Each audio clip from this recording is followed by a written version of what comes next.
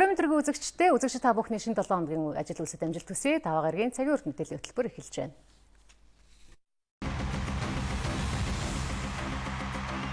Австралид хэдэн хүнийг ямар зорилгоор барьцаалсныг одоо болтол тодорхойлж чадаагүй байна. Хүдээж хүн салбарт хөрөнгө оруулалтыг хэрхэн нэмэгдүүлэх талаар өнөөдөр зөвлөлдлөө. Оны шилдэг залуу эрдэмтдэд ерөнхийлөгчийн нэрэмжит шагналыг гардууллаа. Гаргасан шийдвэрүүд нь шүүхтэр очиод гацдаг тухай шударга өрсөлдөөн хэрэглэгчийн төлөө газраас мэдээллээ. Шилэн дансны хууль хэрэгжиж эхлэхэд 17 хоног үлдлээ. Өнөөдрийн сэдвээр уушигны хорт хавдрыг нано технологиор эмчлэх шинэ аргыг судалж байгаа эрдэмтэнтэй ярилцсан. Хонконгийн жагсагчид бид эргэж ирнэ гэдгийг ань мэдгдсэн байна. Перугийн баг хурал сансан үр дүндээ хүрч чадсангүй. Шинзо Абегийн нам улиран сонголдов. Үзэгч та бүхэн өнөөдрийн манай цагийн урт мэдээллийн хөтөлбөрөөр эдгээр болон бусад мэдээний дэлгэрэнгүй хүлээн авч үзээрэй. Бид өнөөдрийн цагийн урт мэдээллийн хөтөлбөрөө дэлхийд ихний анхаарлын төвд байгаа үйл явдлын мэдээллээр эхэлж байна. За өнөөдөр Австралийн Сидней хотноо олон тонны иргэдийг барьцаалсан хэрэг гарсан байгаа. Энэ талаарх дэлгэрэнгүй мэдээллийг хүргэхээр манай эфирийн шууд студид Имэмэг амтлагийн гадаад мэдээний орчуулагч редактор Ариун Чимэг ажиллаж байна. Орой мэдрэг Ариун Чимэг. Орой мэдрэг. За тэгэхээр өнөөдөр өглөө Австралийн Сидней хотын санхүүгийн төв дүүрэгт орших худалдааны төв доторх кофе шопт бол үл таних этгээд олон тооны иргэдийг барьцаалсан хэрэг явдал гарсан байгаа. За барьцаалах ажиллагааны үеэр хэрэг гарсан кофе шопын цонхоор цагаан өнгөөр араб үсгээр бичсэн бичгтээ хар өнгийн далбааг барьцааны 2 хүн барьж харуулсан нь бол энэ ажиллагааг исламын жихадууд буюу ариун дай өдөөгчд явуулж өгч болзошгүй юм а гэсэн таамаг гарахад бол хүргээд байна. За Сидней хотын цагдаагийн газар хэрэг гарсан даруйд тухайн санхүүгийн дүүргийг хамгаалалтанд авч мэрэгэн буучдыг онцгой бүсүүдэд хуваарлан олон нийтийн хөдөлгөөнийг бол хязгаарласан байгаа. Мөн Австралийн 7 дугаар суваг телевиз, дуурийн театр гэх мэт байгууллагуудын ажилтан албан хаагчдыг нүүлгэн шилжүүлж тэдгээр байгууллагуудын үйл ажиллагааг бол зогсоосон. За мөн тухайн бүс нь чөлөөт худалдааны бүсэд хамаардаг учраас хөл хөдөлгөөн ихтэй байдгийн байна. Тиймээс иргэдийн хөл хөдөлгөөнийг зогсоох ажлыг цагдаагийнх нь давхар явуулж байна. За барьцаалах ажиллагаа эхэлснээс хойш 6 цагийн дараа буюу өнөөдөр үдээс хойш барьцааны 3 хүн тухайн хэрэг болсон газрын арын хаалгаар бол зугтаж гарч ирсэн. Үүний дараагаар мөн 2 хүн хэргийн газраас гарч ирсэн байгаа. За Сидней хотын цагдаагийнхан зэвсэгтээ 1 хүн тэдгээр хүмүүсийг барьцаалсан гэж одоогоор бол тооцоолж байна. Харин дотор яг хэдэн хүн барьцаалагдсан байгаа гэдэг бол тодорхойгүй. За тэдгээр 5 хүн ямар байдлаар гарч ирв тэднийг сулалсан эсэх талаар цагдаа нар мэдээлэл өгөхөөс бол татгалзаж байгаа. Гэхдээ дээрх цагдаагийн комиссар Австрали барьцаалагчтай хэлэлцээ хийх шилдэг мэргэжилтнүүдтэй улс. За тиймээс хэнийг ч хохироолгүйгээр яриа хэлцээний замаар барьцааны хүмүүсийг суллах болно гэдэг мэдгдлийг бол хийлээ. За хүн барьцаалсан энэ хэрэгтэй холбогдуулаад Австралийн ерөнхий сайд Тони Эббот өнөөдөр үдээс хойш үндэсний аюулгүй байдлын хороогоо шуурхаа хуралдуулж энэ хэргийг улс төрийн зорилгоор үйлдэж байж магадгүй юм а гэсэн байр суурийг бол хэлсэн. За улс төрийн зорилготой хүчирхийллийн шинжтэй иймэрхүү хэрэг ихэнх тохиолдолд ард иргэдийг айлган сүрдүүлэх зорилготой байдаг гэдгийг бол Тони Эббот ард түмнийхээ уур амьсгалыг дарах тайван байдлыг нь хангах үүднээс бол энэ мэдгдлийг хийсэн. За гэхдээ Австралийн цагдаагийн газар энэ хэрэгт зэвсэгт халдлага болохоос алан хэдх ажиллагаа бишээ гэсэн тайлбарыг бол давхар өглөө.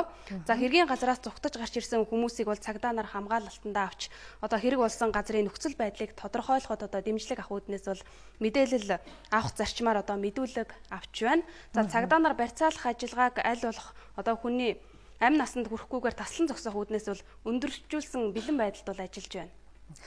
Яг яагаад барьцаалсан, ямар үндслээр барьцаалсан байгаа, одоогийн байдлаар хэдэн хүн барьцаалсан тэр талаарх мэдээлэл барьцаалагчид бас яг ямар шаардлага тавьж байгаа талаар тодорхой мэдээлэл байна. Тэгэхээр өнөөдөр үдээс хойш бол Сидней хотын цагдаагийн комиссар бол чухал мэдээлэл хийсэн. За ямартай ч цагдаагийн хэлэлцээ хийгчд нь бол дотор байгаа үл таних тэр барьцаалагч этгээдтэй бол утсаар харилцаа холбоо тогтоосон байгаа. За энэ талаар бол дэлгэрэнгүй мэдээлэл өгөхөөс бол татгалзаж, за мөн олон улсын болоод дотоодын хэвлэл мэдээллийн хэрэгслүүдэд албан бус мэдээлэл цацахгүй байхыг бол хүсэж байна. За учир нь юу гэхээр барьцаалагчид чухам юу шаардаж ямар шалтгаанаар хүмүүсийг барьцаалав гэдэг дээр бол эрт хариулт өгөх боломжгүй гэдэг тайлбарыг бол Австралийн цагдаагийн газраас өгч байна. За Сидней цагдаагийн газар тухайн барьцаалагч этгээдийг хэн болохыг таних арга ажиллагааны талаар албан бус мэдээлэл цацахгүй байхыг бол хүссэн байгаа. За Австрали нь одоо Лалын улс бүлэглэлийн эсрэг Сир, Иракийн нутагт агаараас цохилт өгөх ажиллагаанд Америкийн нэгдсэн улсын тэргүүлсэн эвсэлд бол нэгдэж орсон орнуудын нэг. За энэ үүднээсээ харвал одоо Лалын улс бүлэглэлийн улс орнуудад өгч байсан занал хийлэл нэг талаар хэрэгжээд байна уу гэдэг таамгийг бол зарим ажиглагчид бол өгсөн байна. За хамгийн сүүлийн үеийн мэдээ гэвэл Австрали улсын одоо 100 гаруй иргэн Лалын улс бүлэглэлд одоо нэгдэх зорилгоор бол улс орноо орхин гарсан гэсэн одоо тоон мэдээ байна. За баярлалаа. Манай үзэгчдэд дэлгэрэнгүй мэдээлэл хүргэсэн. Ингээд үзэгчдэд бид дараагийнхаа мэдээллийн хөтөлбөрөөр энэ талаарх дэлгэрэнгүй мэдээллийг тэр дор нь одоо шуурхаа хүргэх болно. Ингээд дараагийнхаа мэдээг танилцуулъя. Манай улсын эдийн засгийн тулгуур салбар бол хөдөө аж ахуйн салбар байдал. Гэтэл энэ салбарт гадна дотноос орж ирэх санхүүжилт нэлээдгүй хамлалтай байдаг. Тухайлбал арилжааны нийт зээлийн ердөө 2%, гадаадын шууд хөрөнгө оруулалтын 1.4% ногддог байна. Дэлхийн зах зээл дээр уул уурхаан бараа бүтээгдэхүүний үн буурахад манай улс дагаад хямардаг, хаанаас мөнгө босгох вэ гэдэг том асуудалтай тулгардаг байгаа. За үүнийг шийдэхин тулд сэргээгдэх баялаг болон хөдөө аж ахуйн салбараа хөгжүүлэх, санхүүжилтийг нэмэгдүүлэх шаардлагатай гэж үздэг. Өнөөдөр энэ асуудлыг тал бүрээс нь ярилцаж шийдэл хайсан зөвлөгөө зохион байгуулагдсан байна. Монголчууд Улаанбаатарын дотоодын хэрэгцээгээ 100% хангаж байна. Цаашлаад экспортлох боломж ч хангалттай байна. Гэтэл наад зах нь тариаланчид үйлдвэрүүдэд тушаасан Улаанбаатарынхаа мөнгийг авчиж чаддаггүй. Мөн улсаас энэ салбарт оруулж байгаа хөрөнгө оруулалт элсэн дээр халбаг ус асгахтай адил өчүүхэн бага байдаг гэд бэрхшээл олон. Уг нь энэ салбарыг дэмжиж өгөх юм бол нөөц бололцоо их байгааг ярьж байна. Одоо бид нар өнөөдөр ургамлын тос ихэд одоо 100 мянган га тармаар байна. 100 мянган га тарихад одоо 60-70 мянган тонн ургамлын тос. Эний чинь бид нэг 900 мянган төгрөгөөр тонны зарлаа гэх 60-70 тэрм төгрөг. Дээр нь одоо малын дижээлийн үйлдвэрлэлүүд байна. Өнөөдөр бид нар сэлгийн дэнийг тармаар байна. Дараагийн бас нэг чухал асуудал бол махны экспорт. Бид хойд хөрш рүүгээ үхрийн мах бага хэмжээгээр гаргадаг. Өнгөрсөн жилд гэхэд 1.7 сая тонныг нийлүүлжээ. Мал сүргийн тоон 60 сая хүрсэн ч бид улс орнуудын тавьж байгаа гол шаардлага болох малаа эрүүлжүүлэх тал дээр төдийлөн анхаарч чадахгүй байгаа нь үүнд нөлөөлж байна. Уг нь асуудлыг шийдэж эрүүл мал гэдгийг нь батлаад өгөх юм бол экспортын хэмжээ эрс нэмэгдэх боломж байна. Ер нь бол тооцоогоор бол нэг ойрын хугацаанд энэ байгаагаар 80 мянган тонныг гарах боломжтой. Хичээрийн мал аж ахуйгаас. Дээр нь газар тариалан бордооны аж ахуйг хөгжүүлээд тэжээлээ тариалаад махны өхрийн аж ахуйг өсгөөд ингээ явах юм бол бид нэр дахиад энийг хэд дахин нэмэгдүүлэх боломж байгаа. Тухайлх юм бол хамгийн наад зах нь хэд 10 жилийн дараа гэхэд бид нэр нийтдээ 310 мянган тонн мах үйлдвэрлэж гадагш нь гарах бүрэн боломж байгаа. Хөдөө аж ахуйн салбар үл хөдлөх гэхээсээ илүүтэй хөдлөх хөрөнгө давмгайлдаг салбар. Тиймээс банкнаас зээл авч үйл ажиллагаагаа өргөжүүлж шийдий гэхээр барьцаа хөрөнгөн дээр гацдаг. Тэгвэл Монгол банкнаас хэрэгжүүлсэн үн докторжуулах хөтөлбөрийн хүрээнд нөөцийн махыг барьцаа хөрөнгө гэж тооцож зээл олгосон. Яг энэ байдлаар цаашид ажиллах боломжтой. Агуулгад байж байгаа үлдэгдлийг барьцаалаад тэрийг одоо үнцээ зэнтэй хөрөнгө болгож хувиргах дээр шаардлагатай санхүүжилтийг бол эхний ээлжинд анхаарах баха. Манай улсын нийт ажиллах хүчний 30% нь хамаардаг. Дотоодын нийт бүтээгдэхүүний 13.5%-ийг эзэлж байгаа хөдөө аж ахуйн салбарт санхүүжилтийн шинэ арга хэрэгслүүдийг нэмэгдүүлэх зорилготой энэ зөвлөгөөнд гадны банк санхүүгийн төлөөллүүд оролцож байна. Тухайлбал Азийн хөгжлийн банк, Европын сэргээн босголт хөгжлийн банк багтаж байгаа юм а. Шудраг өрсөлдөөн хэрэглэгчийн төлөө газраас өнөөдөр мэдээлэл хийлээ. Арилжааны банк зээл олгохдоо 1% шимтгэл авч ирсэн хууль бус гэж үзэж хагас жилийн өмнө шудраг өрсөлдөөн хэрэглэгчийн төлөө газраас уг шимтгэлийг иргэдэд буцаан олгох нь зүйтэй гэсэн шийдвэрийг гаргаж байсан ч уг асуудал шүүхийн шатанд очоод шийдвэрлэлт нь удаашралтай байгаа юм байна. За мөн одоо циркийн хувьчлал тойрсон асуудал ямар шалтгаанаар гацаад байгаа талаар болон сууц өмчлөгчдийн дээд зөвлөл хэмээх төрийн бус байгууллагыг татан буулгах нь зүйтэй гэдгээр шудраг өрсөлдөөн хэрэглэгчийн төлөө газрын дарга өөрийнхөө байр суурийг илэрхийлсэн байна. Банкуд зээл олголтын зардал хэмээн иргэдээс 1% шимтгэл авч ирсэн нь өрсөлдөөний тухай хуулийн болон хэрэглэгчийн эрх ашиг хамгаалах хуулийн хэд хэдэн заалтыг зөрчиж байгаа юм байна. Иймээс нэр бүхий арилжааны 13 банкнд шаардлага хүргүүлж тодорхой хугацаа өгсөн ч асуудал шүүхээр шийдвэрлэгдэхээр болж хэд хэдэн удаа хойшлогдод байгааг дараах шалтгаантай гэж үзэж байгаа юм байна. Банкуд зохион байгуулалттайгаар шүүгч нартай нэгдэл болоод энийг байнга хойшлуулж байна. 10 сарын 15-нд байсан хойшлуулсан, 10 сарын 29 болсон.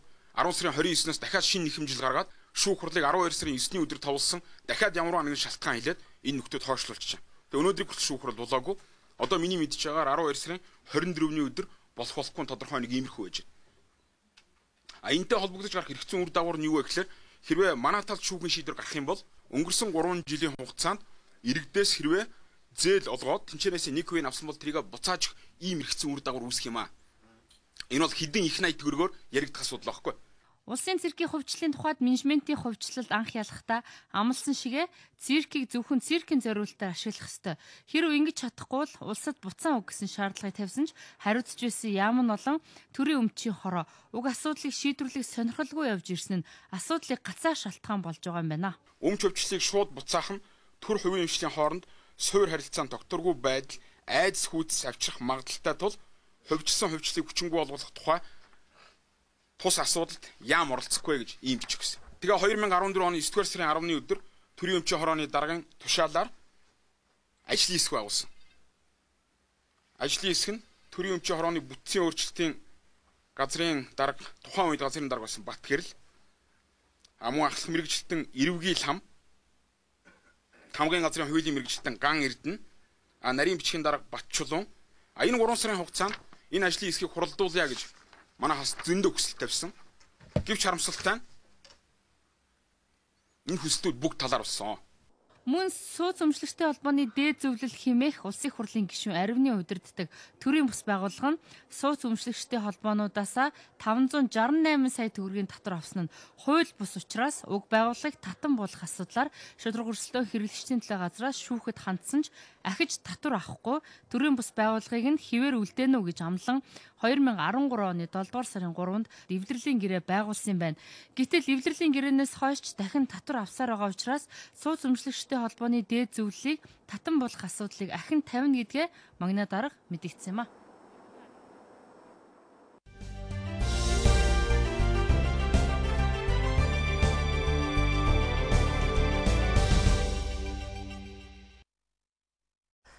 Монгол Улсын ерөнхийлөгчийн зарилгын дагуу шилдэг залуу эрдэм шинжилгээний ажилтан судлаачдыг өнөөдөр шагнаж урамшууллаа.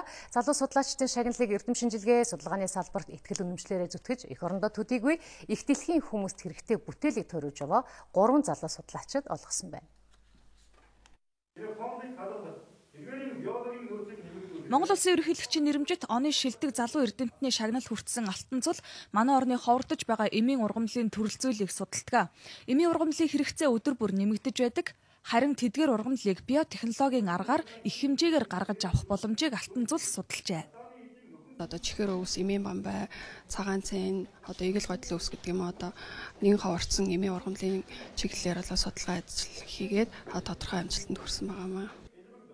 Занах ухааны шинжилгээ ухааны их сургуулийн багш доктор Хонгор Зул шинжилгээ ухаанд өмнө нь тодорхойлогдож байгаагүй хүний дархлааны тогтолцоог дэмждэг шинэ эсийг судалсан байна. Түүний ажлыг хүний дархлаа судлалын ухаанд үнэтэй хувь нэмэр оруулсан гэж үнэлж оны шилдэг залуу эрдэмтний шагнал гартууллаа.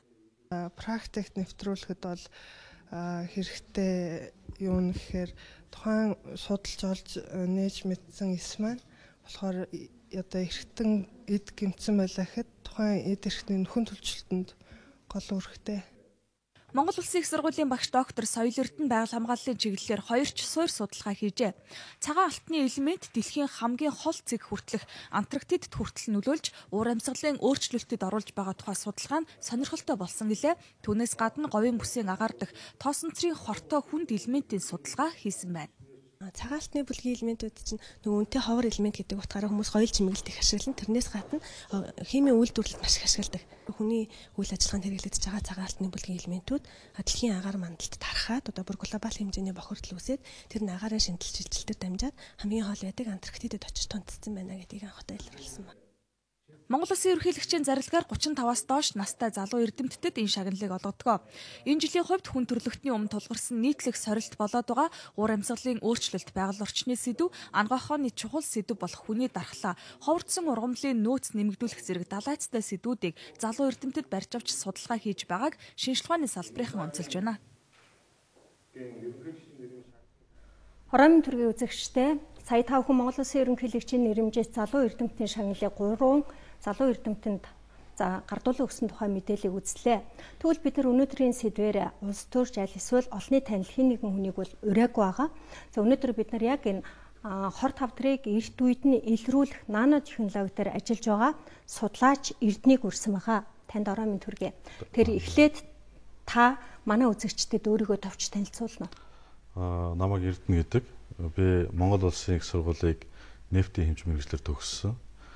Тэгээд сургуульд залуу багшаар ажиллаж агаад одоо Солонгос улсын Сөүлийн их сургуулийн харьяа нано технологийн үндэсний хүрээлэнд судлаачаар ажиллаж байна.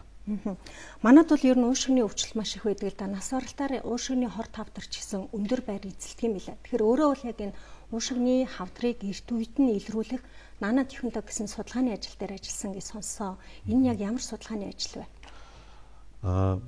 Энэ маа төсөл миний ажиллаж байгаа төсөл болохоор одоо бол 5 дахь жилдээ үргэлжилж байна. Энгийн үгээр хэлбэл одоо эмчлэгдэж байгаа төвшөнд уушигны хор тавдрыг уушгинд үүссэн одоо ямар нэгэн хор тавдрыг бага үед нь гарын дор амархан байдлаар хямдхан хямд төсөр илрүүлэх ийм аргыг судалгаа хийж байгаамаа. Жишээ нь бол одоо тамхины хайрцагт дээр ч гэдэг юм уу анхааруулгын тэмдэгтүүд байдаг шүү дээ тий. Тэднээс бол бас хангалтгүй байдаг.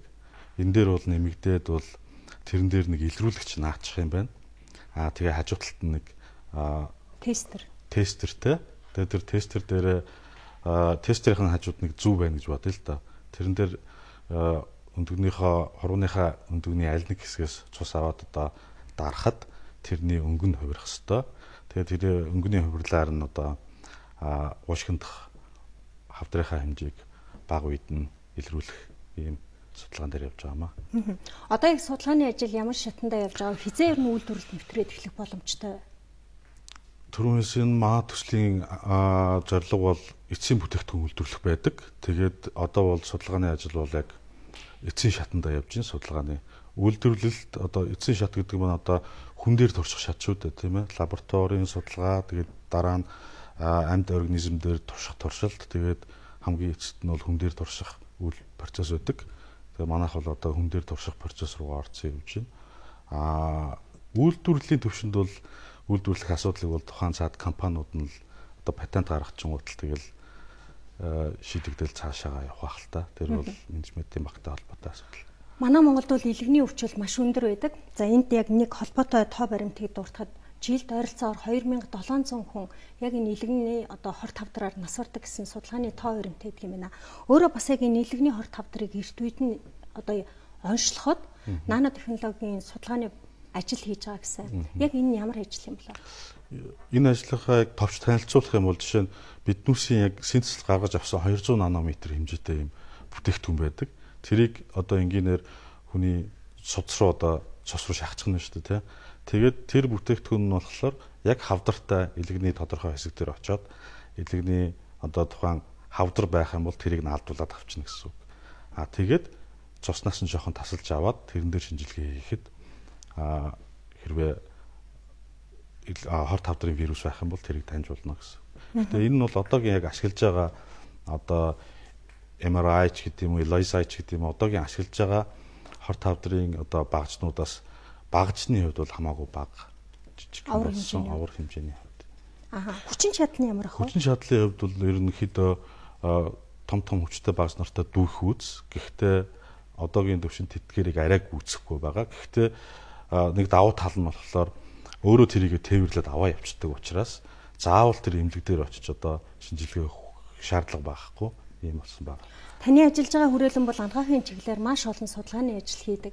Тэгэхээр яг энэ эрүүл мэндийн салбарт ашиглаж байгаа онцлогооны багад хөөрөмжүүд хэрхэн өөрчлөгдөж байна вэ? За яг таны яриад байгаа тэр нано технологийн төвшөндөө ямар өөрчлөлтүүд гарсан бэ? Одоо судалгааны одоо шинжилгээний багажууд гэхэлэр өмнө биднээс заавал эмнэлгийг зориул, эмнэлэгт ороод том багажинд ингээд өгдөг байсан бол одоогийн төвшөнд улам л багасаал жижигрээл өөрөөсөө авч явах хэмжээнд очиод тэгээд заавал эмнэлэг рүү очиод шинжилгээ өгөх шаардлага байхгүй. Өрөөндөө ч гэдэг юм одоо галтгоондоо будаа агшигч маягийн юм тавьсан л одоо тэргээр үзээд байх төвшөнд одоо тун утгаал хүрэх байхаа гэж бодож байна. Өөрөө Сөүлийн их сургуулийн судлаач хизээ Монголд ирж ажиллах вэ? Ерөнхийдөө тун утгагүй ирэх төлөвлөгөөтэй байгаа. За За баярлалаа. Цагийн үрд мэдээллийн хөтөлбөр өнөөдрийн сэдвээр хор тавдрыг эрт үед нь илрүүлэхэд нано технологийн гүйцэтгэх үүрэг яг энэ дээр ажиллаж байгаа Сөвлийн их сургуулийн судлаач Эрдэнэтэй ярилцлаа. Танд олон улсад баримтлагдаг стандартаар бол нэг хүнд 12 м амдар үлжийн хэмжээний ногоон байгууламж ногдох учиртай байна. Гэтэл манай орны хувьд энэ хэмжээ 6 дахин бага буюу нэг хүнд 2 м хүрэхтэй өгөөтэй талбай оногддог. Өөрөөр хэлэх юм бол бид цэцэрлэгжүүлэлт ногоон байгууламжийн асуудлыг мартаад бараг 20 орчим жил болж байгааг Ландшафт 2014 үзэсгэлэн зохион байгуулагчид сануулсан байна.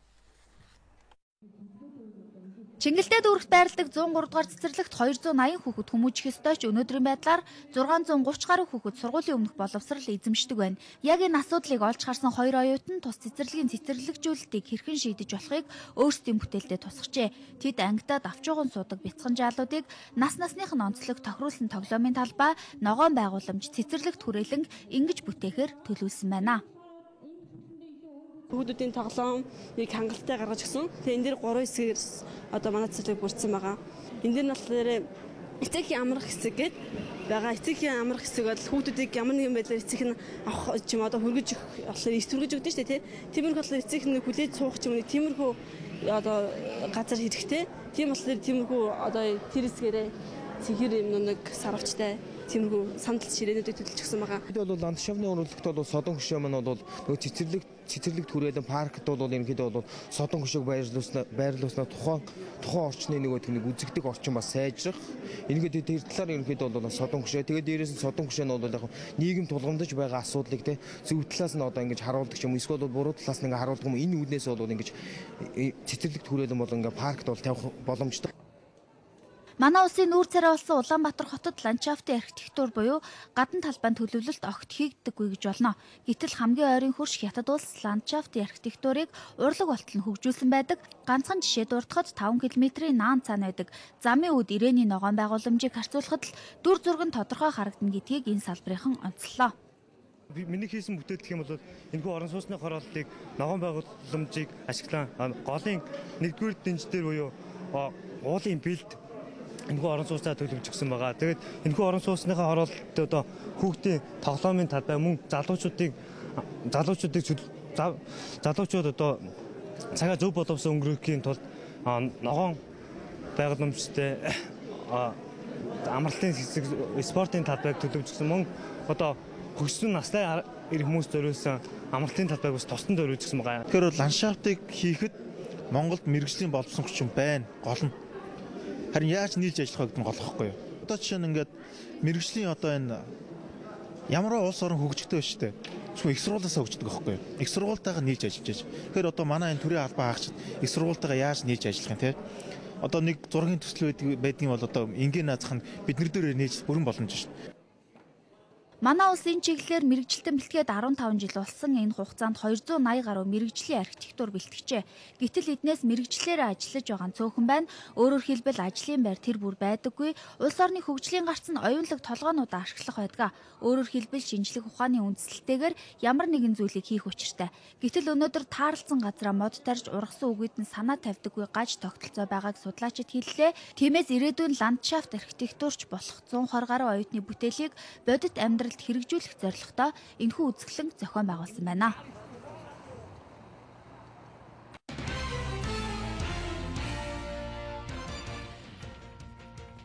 Засгийн газрын ээлжид хуралдаан өнөөдөр боллоо. Тус хуралдаанаар яамдын бүтэц, орон тооны хязгаарыг батлах тухай засгийн газрын агентлагийн талаар авах зарим арга хэмжээний тухайгээд нийтдээ 8 асуудал хэлэлцлээ. Харин нууцын зэрэглэлтэй 2 асуудал багтсныг гадаад хэргийн сайд оруулсан байна.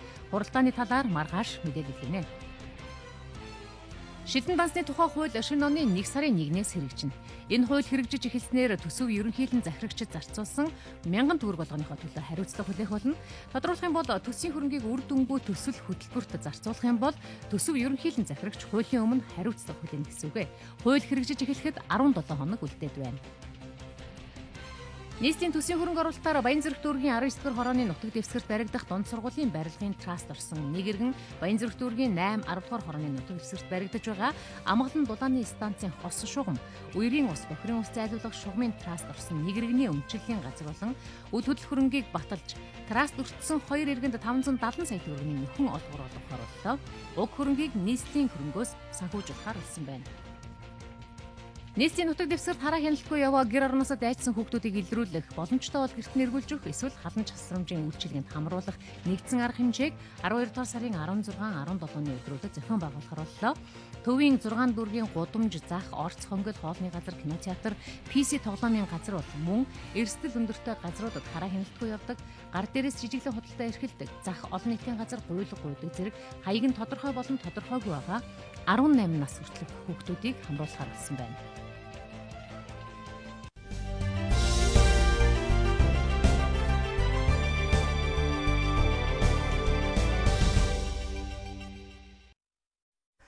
Өнөөдөр улсын хурлд судалтай намуудын бүлэг болон бие даагч гишүүд мэдээлэл хэлээ. Улсын хурлын төвшөнд 2014 оны төсвийн тодотгол хэлэлцэж байгаатай холбогдуулаад бүлгүүд байр суурин илэрхийлсэн байна. Энэ 7 хоногт зөвшөөрлийн тухай хууль, эдийн засгийн ил тод байдлын тухай зэрэг хуулийн төслүүдийг их хурлаар хэлэлцэх төлөвтэй байгаа юм байна. Улсын хурал дахь Монгол Ардын намын бүлгийн хуралдаанаар 2014 оны төсвийн тодотгол болоод эдийн засаг санхүүгийн байдлын талаарх сангийн сайд Эрдэнэтийн мэдээллийг сонсжээ. Улсын төсөв 700 гаруй тэрбум төгрөгөөр тасарсан засгийн газрын дотоод өр 2.4 их найд төгрөгт хүрчээ. Тийм учраас эдийн засгийн байнгын хороо болоод төсвийн байнгын орооноос ажлын хэсэг байгуулж санхүү эдийн засгийн байдалт дүгнэлт өгөх шаардлагатай гэдэг дээр бүлгийн гишүүд санал нэгдсэн байна. Байдал бол жоохон хүндхэн байна. Маш олон санхүүжих зардлууд араасаа хүлээсэн байна.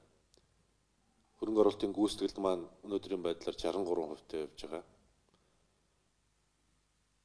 Нийтдээ бол оны энэ 12 сарын үлдсэн 10 хэдэн хоногийн дотор бол бид 600 гаруй тэрбум төгрөгийн санхүүжилтийг зайлшгүй хийх шаардлага сангийн яамны өмнө тулгарсан байна. Харамсалтай нь өмнө нь орлогын төлөвлөгөө маань өөрөө 1 их найд гаруй төгрөгөөр тасраад явсан байгаа учраас энэ 1 их найд төгрөгийг одоо зарцуулалтыг бүрдүүлж гаргах асуудал нь бол өнөөдөр маш өндөрлөлтэй асуудал болоод үүссэн байж байгаа. За энэ 7 хоногт зөвшөөрлийн тухай хууль болоод бусад холбогдох хуулийг улсын хурлын байнгын хороодоор хэлэлцэхээр төлөвлөж байгаа. Шударгас эвслийн хуралдаанаар зөвшөөрлийн тухай зам, нийтийн сонсголын тухай хуулийн төслүүдийг хэлэлцэж байр сууриа нэгтгэжээ. Манайд нийтдээ 54 байгууллагаас 914 орчим төрлийн зөвшөөрөл олгож байгаа юм а. Илүү хүний амнаас эрүүл мэнд нийтийн эрх шиг гэдэг нэлээд том зарчмын асуудал болон хуурч байгаа зүйлүүд дээр нь бол бас зөвшөөрлийг огт өгүүлэх нь бол муу үр дагавар төргнэ гэж ингэж одоо үзэж байна. За бүхэлдээ бол түрүүний хэлсэн 914 зөвшөөрлийг бол багасгах ёстой гэж үзэж байна. Харин бие даагч гишүүдийн хувьд улсын хурлын гишүүн Ганбаатар оюу толгой компанид явуулсан бичгийнхээ хариуг авснаа танилцууллаа. Санхүүгийн тайлангуудаа холбогдох албаныханд нь хүргүүлсэн гэдэг хариуг оюу толгойгоос өгсөн байна. Хянан шалгах зөвлөл яагаад оюу толгойн дэргэд байхгүй байна вэ гэдэг асуултын хариуд Монгол улсын компанийн тухай хуулийн дагуу байгуулах шаардлагагүй гэж үзснээ хэлжээ. Харин үндэсний аюулгүй байдлын зөвлөлд хандаж илгээсэн Rio Tinto компанийн үйл ажиллагаа олсон ашиг орлого нь Монгол улсад хэрэгжиж байгаа оюу толгой төсөлтэй холбоотой эсхийг холбогдох байгууллагуудаар нягтлана уу гэж бичиг явуулсан ч албан ёсоор хариу аваагүй гэдгээ хэлсэн юм а. Өнөөдөр нийслэлийн иргэдийн төлөөлөгчдийн хурлын тэргүүлэгчид хуралдаж автомашины дугаарын хязгаарлалт үйлчлэх цагийг шинжилэн баталсан байна. Тодорхойлсон бол өглөө 8 цагаас өдөржин 20 цаг хүртэл дугаарын хязгаарлалт үйлчлэхээр боллоо. За энэ журам 2014 оны 12 сарын 15-ны өдөр буюу өнөөдрөөс эхлэн хэрэгжихээр болсон байна. 2005 онд Улаанбаатар хотын хэмжээнд 50,000 тээврийн хэрэгсэл замын хөдөлгөөнд оролцдог байсан. Харин энэ тоо жил ирэх тусам нэмэгдэж байгааг замын цагдаа нар хэлж байна. Тодруулбал зөвхөн энэ онд гэхэд 50,000 автомашин улсын дугаар авч бүртгүүлсэн байна. Өөрөөр хэлбэл автомашины тоо маш хурдтай өсөж байгаа нь автозамын төгжрөл үүсэх хамгийн том шалтгаан болдог байна. Тиймээс дугаарын хязгаарлалт явуулж, амиа аргацаасан байдлаа өөрчилж, дэд бүтцээ сайжруулж, 2000 оноос өмнө үйлдвэрлэгдсэн машинуудыг замын хөдөлгөөнд оролцуулахгүй байх зэрэг зоригтой шийдэл хэрэгтэй байгааг хурлын төлөөлөгчид хэлж байна. Төвийн хэсгийн жижиг тойрог моройгоо машингүй бос болох хэрэгтэй. Тэгэж энэ баяа том гэжтэй ганган машин ундаг дарга нарын эрх ашигт нь хөндөх ёстой. Хоёрдугаарт нь 2005 оноос хойш тэрнээс өмнө үйлдвэрлэгдсэн машинуудыг хөдөлгөөнд ялангуяа хотын төвийн хөдөлгөөнд оролцохыг хорж тэр эмзэг ядуу бага мөнгөтэй улсуудын ундаг машинуудыг хотын төв рүү оруулахгүй болж тэдний эрх ашигыг бас хөндөх ёстой. Энэ Улаанбаатар хотын годоор өнгөрч байгаа төмөр зам өөрөө автомашиныг хоёр талд ингээд хуваагаа ашиж байгаа автомашины бүтэц бүтцийг автозамын Тэгээд энэгээр энэ одоо төмөр замыг хөндлөн гарах 2 гүр, 3 гүр, ганц нэг нөхөн гарц нь бол одоо хангалтгүй байгаа юм л да. Тэгэхээр энийг бол хөрөнгө оруулалт хамгийн одоо нэм тэргүүний ирэмбэлж ягаад нэм тэргүүний одоо замын автомашины замын дэдвцийг одоо сайжруулах юунд оруулж ягаад явуулвал яасан бэ? Улаанбаатар хотод өдөрт зам тээврийн 300-аас 400 ослын дуудлага ирдэг байна. Гэтэл энэ бүхэнд 4 дуудлагын машин үйлчилж байгаа нь хангалтгүй юм а. Өөрөөр хэлбэл 2 жолооч шүргэлцээ зогсоход л хид уулзар давхар төгжрөх нөхцөл үүсдэг байна. Хэдийгээр жолооч нар даатгалын компанида хандаа асуудлаа шийдвэрлүүлж байгаач даатгалын компаниуд дуудлагын газар удаа очих зэргээр хүндрэл учруулдаг гэдгийг замын цагдаа нар хэлж байна. За цагийн хувьд бол иргэдээс маш олон санал ирсэн юм аа. Энэ зөвхөн ачааллын тооцоо хэдийд төгжирдгүү гэдэг манай удирдлагын төв дээр бол цаг нараараа бүртгэлтэй байж байгаа. Зуны үйлрэлд бол төгжрөл бол бараг 22 цаг, заримдаа 23 цаг хүртэл үргэлжилж идэг. Ялангуяа Цуслангийн зам, хотоос гарч орж байгаа замуудад бол зуны үйлрэлдээ бол маш их цагаар үргэлж. Хотын төгжрлийг шийдвэрлэхийн тулд автозамын тойргуудаа нэмэх, хотын дундуур байдаг төмөр замыг хөндлөн гарах гарцуудын тоог нэмэгдүүлэх зэрэг олон асуудал шийдвэрээ хүлээж байна. Хамгийн эхний ээлжинд Яарамгийн гүрийг шинчлэн барьж ашиглалтанд оруулахар боллоо. Түүнчлэн дугаарын хязгаарлалт үйлчлэх бүсүүдийг улирлын нөхцөл тааруулан өөрчлөлөөр болж байна. Ингэхдээ дугаарын хязгаарлалтын цагийн хуваарийг 8-аас 20 цаг, бүсчлэгийг өвлийн улирал буюу 10 дугаар сарын 15-наас 4 дугаар сарын 15, зуны улирал буюу 4 дугаар сарын 15-наас 10 дугаар сарын 15-ны өдөр хүртэл 2 янзын байхаар төлөвлөсөн байна. Саналд бүсчлэгийг зуны улиралд замын хязгаарлалтыг тийлэх, өвлийн улиралд зарим замыг дугаарын хязгаарлалтаас чөлөөлөх замаар хумих бодлого баримтлагаар тусгасан байна.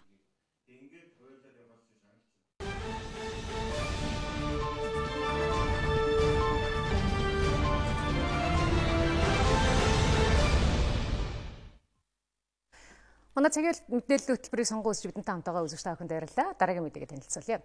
Гадаадын компанийг шүтдэг Монгол компаниуд илүүд үзэж хяналт шалгалтаар дарамтлагдаг байдал төрийн байгууллагуудад байдгийг дотоодын үйлдвэрлэгчид байнга шахам хэлдэг. Тэгвэл засгийн газар Монголд үйлдвэрлэх гэсэн бүтээгдэхүүнийг бүхий л талаараа дэмжих бодлогоо эрчимжүүлж байгаа. Үндэсний үйлдвэрлэлд дэмжиж цуурлаараа бид энэ удаад агаарын тээврийн салбарт ажиллаж байгаа нэгэн үндэсний үйлдвэрлэгчийг онцолсон юм а.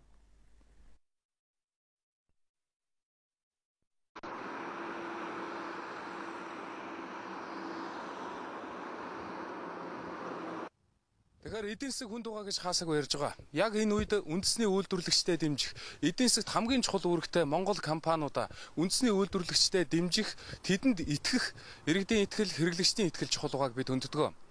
Тэгвэл ММ агентлагийн хувьд Монгол үйлдвэрлэгчдийн талаар цоврал сурвалжлага бэлтгэн хүргэж байгаа. Энэ удаад Монголын иргэний агаарын тээвэр буюу МИАД компанитай холбоотой. Гэхдээ яг МИАД компани биш, МИАД компани агаарын хөлөгт зориулсан катерингийн үйлчлэгийг хүргэдэг бас нэгэн үйлдвэрлэгч энэ тухай бид хүргэж байгаа юм. Тэд бол агаарын хөлөгт зориулсан хоолны үйлчлэгийг хүргэдэг. Энэ үйлчлэгийг хүрэхэд ямар бэрхшээл, ямар онцлогтой ажилтгийг харуулъя. Монголд ганцхан байдаг катерингийн үйлчилгээний үндэсний үйлдвэрийг дэлхийн тогооч цолтой ханцран удирдан ажилладаг.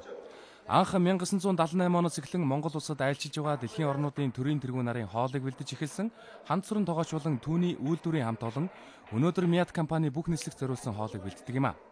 МИАД компани хувьд жилд дунджаар 400 мянган зорчигч тээвэрлэдэг бол үүнд шаардлагатай бүх хоолыг Монгол компани Монгол тогооч нарын гараар бэлтгэж байгааг хэлж байна. Чанар итгэлийг авахын тулд одоо миний хувьд бол 40 жил ажиллаж хүнсний бүтээгдэхүүнийг яавал одоо чанартай байх вэ? Яавал өнгө үзэмжийг алдагдуулахгүй хадгалах вэ гэдгийг одоо үйлдвэрийн ноу хавуудаа тэгээд энэ бол олон улсын стандарт дэлхийн одоо нүүбийн хажууд одоо байдаг иргэний нисхийн олон улсын байгууллага байдаг. Тэрний одоо зөвлөмж хөтөлбөр байдаг. Хоолны аюулгүй байдал, хоолны чанар, хоолны технологи, хоолны одоо төрөний одоо миний хэлж байгаа энэ горимнууд бол олон улсын стандарт байгаа учраас энэ стандартыг яг одоо барьж ажилласны хүчээр л одоо энэ олон одоо зорчигч дүн бол одоо энэ олон жил үйлчлүүлж ингэж одоо явж байна.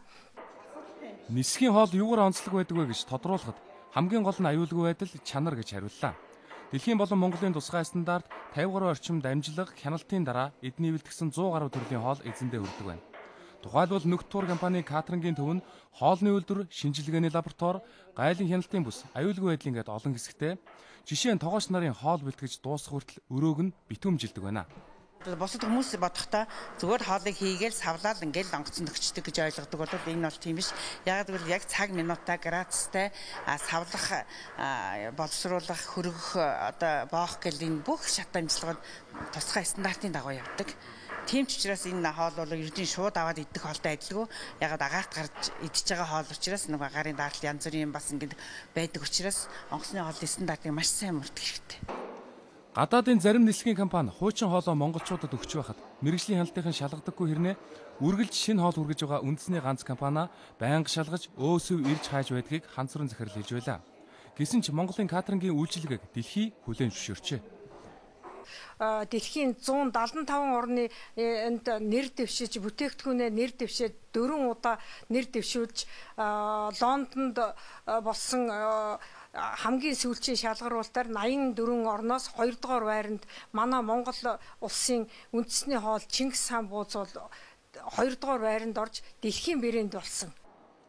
Монголын катерингийн үйлчилгээг нэгдсэн үндэсний байгууллагын дэргэдэх иргэний нисхийн олон улсын байгууллага шалгаад аюулгүй хэмээн батламжилжээ. Энэ компанид өнөөдөр хяналт шалгалт, хардалт, сэрдэлт биш зөвхөн дэмжлэг хэрэгтэй байна. Олон 10 жилийн туршлага 100 орчим хүний ажлын байр үндэсний үйлдвэрлэлээ эдийн засгийн хямралд өртүүлэхгүй авч үлдэх бодлого бас итгэл хэрэгтэй байгааг бид сурвалжиллаа. Нийслэлчүүд сүлд модныхаа гэрлийг дөнгөж сая асаалаа. 3 жил дараалаад энэ л өдөр Улаанбаатарчууд Чингис хааныхаа талбайд цуглаж сүлд модныхаа гэрлийг асааж байна.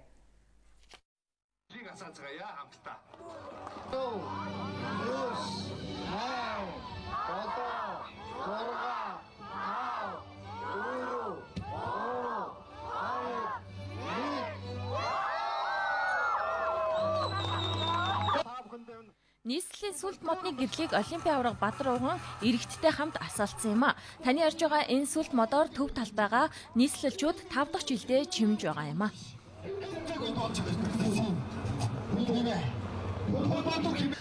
Жоохон махтаа гацаар модоос асуулаад их баярлдаг байсан. Тэгээд нийслэл хотынхоо бас энэ яг төв талбай дээр байгаа энэ шинэ жилийн гацаар модыг гэрлийн асааж байгаа үнэхээр сайхан сэтгэл хангалуун байна. Тэгээд монголчуудаа нийт монгол ахын дүүстэй бас ирж байгаа шинэ оны мэндийг хүргээд эрүүлийг сайн сайхан мөхний хүсэн өрөөё. Сүлд модны гэрэл асах ёслолд урлаг соёлынхан ирж шинэ жилийн дуу хуураараа чимлээ. Тэдэнтэй залуус гэрэл зургаа татуулж хамтдаа дуулж бүжгэлсэн юм а. Өмнөх жилүүдийг бодох юм бол энэ жил арай илүү гэгээлэг байна шүү дээ талбай маань. Тэгээд энэ ингээд ийм гэрэлтүүлэн энэ ингээд шинээр ингээд бий болсон болох арай илүү уур амьсгал орсон арай илүү гоё санагдаж байна. Өвлөг үрд сая одоо явж байна. Өвлөг өндөг сая 6-нд харууллаа. Би боддгийн ерөнхийдөө бол өвлөг гэдэг хүн бол ерөнхийдөө хүүхдүүдийн хувьд үнэн байх хэрэгтэй гэж бодож байгаа. Тийм учраас өвлөг хүн бүхэн хүүхдүүдийн хувьд үнэн байгаасаа гэж бодож байна. Өнөөдрөөс он солигдтол энэ сүлд мод орой бүр гэрлээ асааж мөн дуу хуур игшгэлнэ. 31-ний үдэш нийслэлийн удирдлагууд албан хаагчид хотынхоо иргэдтэй хамт шинэ оноо сүлд модныхоо дэргэд угтах юм байна. Бид таахан дотоод үйл амьдралын мэдээлэлээс танилцууллаа. Одоо олон улсын амьдралд өрнөж байгаа үйл явдлаас томилон танилцуулъя. Өнөөдөр өглөө Хонконгийн цагдаа нар ардчлал шаардаж байгаа оюутан залуучуудын жагсаалын талбарыг цэвэрлэх ажлыг эхлүүллээ. Цагдаа нар ажлаа эхлэхээс 30 минутын өмнө жагсагчдад ханд жагсаалын талбарыг орхиж явахыг анхааруулсан байна. Мөн хэв журмынхны үйл ажиллагаанд саад учруулахыг завдсан хэнийг ч шууд баривчлан хорин гэдгээ цагдаагийн байгууллага анхааруулсан байна. Энэ ажиллагааны үеэр жагсагчид хүч хэрэглээгүй харин тайван замаар дахин эсэргүүцлээ илэрхийлнэ гэдгийг мэдэгдсэн байна. Хонконгийн ардчлал шаардаж байгаа залуус цагдаа нарын өөдөөс эсэргүүцсэнгүй. Харин бид эргэж ирнэ гэсэн урайл оцсон барин хашгирч Хонконгийн ерөнхий захирагчийг албан тушаалаасаа огцорохыг шаарджээ. Өнгөрсөн 7 хоногт Хонконгийн цагдаагийн газар жагсаалын гол талбарыг цэвэрлэж жагсагчдыг тараасан юм а. Ардчлал шаардаж байгаа оюутан залуучууд 2 сар гаруй хугацаанд Хонконгийн худалдааны дүүрэг Косвей Бэйт суулт хийсэн ч гэсэн өнөөдөр тэдний хориг хаалт урайл оцсон цагдаа нар буулган хурааж байна. За өнгөрсөн пүрэв гарагт худалдааны гудамжны төв хэсэгт орших жагсаалын талбарыг цагдаа нар цэвэрлэх үеэр олон хүн эсэргүүцлээ илэрхийлсэн бөгөөд 200 гаруй хүн хэв журмынхны өөдөөс эсэргүүцэл илэрхийлсэн шалтгаанаар баривчлагдаад байна. Нэгдсэн үндэсний байгууллагын цагуурийн өөрчлөлтийн асуудлаарх баг хурал Перу улсын нийслэл Лима хотноо зохион байгуулагдаж, уртасгсан цагаар хуралдан өчигдөр үр дүнгээ зарлалаа. Энэ баг хурлын төгсгөлд оролцогч орнууд гэрээнд хүрсэн ч гэсэн дэлхийн дулаалд нөлөө үзүүлэгч орнуудад тавих хариуцлагын тал дээр олон улсын хүлээж байсан үр дүн гараагүй юм а. Өөрөөр хэлбэл эх оны 12 дугаар сард Парис хотноо болох баг хуралд шийдэгдээгүй олон асуудал яригдах нь тодорхой боллоо. За сүүлийн 2-7 хоногийн хугацаанд дэлхийн 190 гаруй орны төлөөлөгч 2020 он хүртэл хэрэгжих дэлхийн цагуурийн өөрчлөлтийн тухай шинэ гэрээнд тусгагдах гол чиглэлүүдийг хэлэлцсэн юм а. Энэ баг хурлаас эх оны Парисын хурлын төгсгөлд батлагдах шинэ гэрээнд ямар орнууд илүү хариуцлага өөрхөв, ямар орнууд нь дэлхийн дулаалд хэр их нөлөө үзүүлж байна вэ гэдгийг ерөнхийд нь тодорхойлох байсан боловч за олон орны зөрүүтэй саналын улмаас зорьсон үр дүндээ бол хүрч чадсангүй. За дэлхийн дулаалын тухай шинэ гэрээгээр бүх улс орнууд хүлэмжийн ялгарлыг зогсооход мэдэгдэхгүй зарга хэмжээ авах үүрэг хүлээх юм. Мөн улс орнууд хамгийн хор уршигтай, ялангуяа ган гачиг, үер ус, шуурга, далайн төвшинг нэмэгдүүлэх зэрэг цагуурийн өөрчлөлтөнд нөлөөлөгч хүчин зүйлсээс татгалзах үүрэг хүлээнэ. Түүнчлэн улс орнууд цагуурийн зайлшгүй ойрын ирээдүйн нөлөөнд тохирсон арга хэмжээндээр тохиролцох шаардлага тулгарч байгаа юм а. Энэ удаагийн баг хурлын цагийг сунгаж байж хоёр чухал сэдвийг хөндсөн. Нэгдүгээрт 2015 оны гэрээгээр хөгжингүй болон хөгжиж байгаа орнууд өөр үүрэг хариуцлага үүрэх ёстой. Хоёрдугаарт гэрээнд тусгасан цагуурийн өөрчлөлтийн тухай аливаа амлалтанд олон нийтээр хүлээн зөвшөөрөгдсөн хариуцлагыг тусгах нь зүйтэй. Мөн хариуцлагыг хэрхэн үнэлж дүгнэх үү гэдэг дээр улс орнуудын санал зөрсөн юм. За баян орнууд гэрээнд тусгах амлалтууд хүлэмжийн хийг хянах хүчин чармайлтанд чиглэх нь зүйтэй гэсэн байр суурьтай байхад буруу орнууд цагуурийн өөрчлөлтийг зогсооход нь санхүүгийн дэмжлэг үзүүлэхэд амлалт өгөх шаардлагуудыг бол эсэргүүцэж байна. Хэдийгээр улс орнуудын байр суурь зөрүүтэй байсан ч гэсэн баг хурлын цагийг сунгаж байж 2015 онд цагуурийн өөрчлөлтийн тухай олон улсын төвшөнд хэрэгжих гэрээ батлах үндсэн тохиролцоог хийлээ. Японы ерөнхий сайд Шинзо Абе өнгөрсөн сард парламентын доод танхимаа огцруулж хугацаанаас өмнө сонгуул зарласан. Үүний дүнд өчигдөр Японы ард түмэн хууль тогтоох байгууллага сонгож Шинзо Абегийн эрх баригч эвсэл парламентын доод танхимдаа олонхын асуудлыг авсан байна. Өөрөөр хэлэх юм бол эрх баригч либерал демократ нам Камейта нам парламентын доод танхимны 3/2 буюу 326 асуудлыг авсан байна.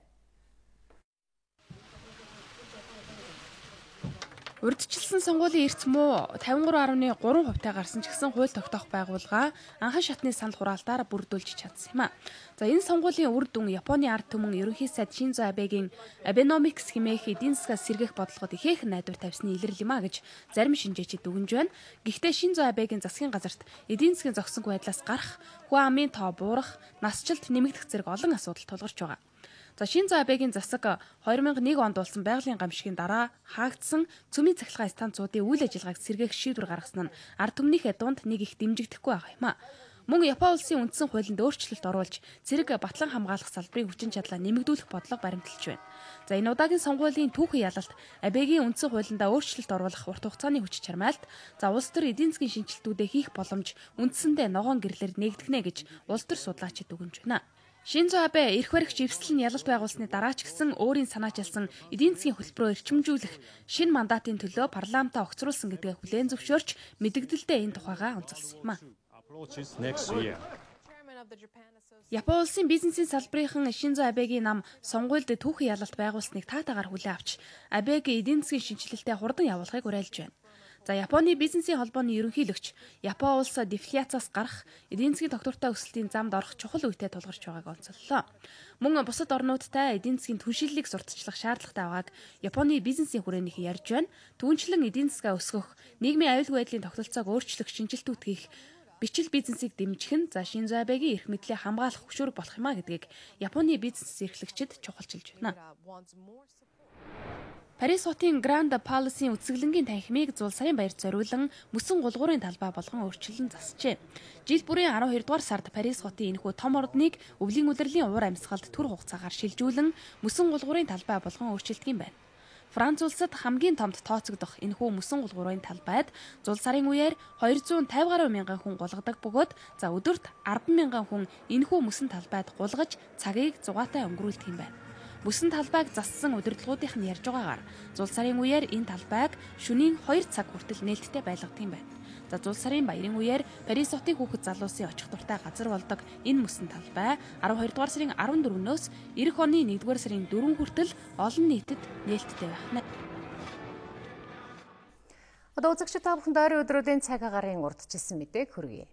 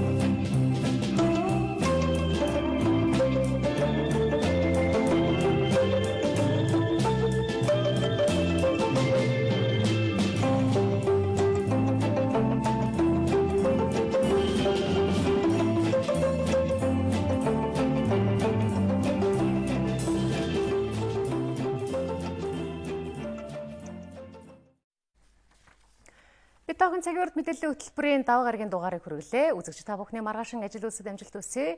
Баярлалаа.